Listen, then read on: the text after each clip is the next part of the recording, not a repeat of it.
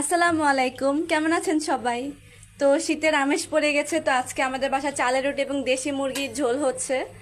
তো আমার নানু অনেকদিন পর আজকে আমাদের বাসায় বেড়াতে এসেছে, এই জন্য আমার আম্মু আজকে চালের রুটি এবং দেশি মুরগির ঝোল করেছে। তো এদিকে আমার আম্মু চালের রুটি ভাজছে, তো এখন বাজে হচ্ছে 10টা 5। তো এখন এই টাইমে আমরা চালের রুটি ভাজছি যে আমরা গরম গরম খাবো। আর এই পাশে মুরগি রান্না হয়ে গেছে এবং এটা অনেক পরিমাণ হয়তো মজা হয়েছে এবং দেখতে পাচ্ছেন যে ঝালও মনে হয়েছে। এটা হচ্ছে দেশি মুরগি। তো আজকে আমরা দেশি মুরগির ঝোল দিয়েই খাবো।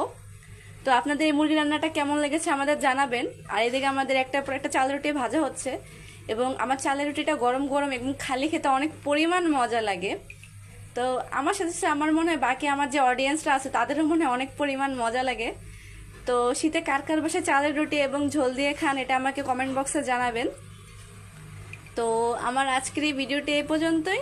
আল্লাহ হাফেজ।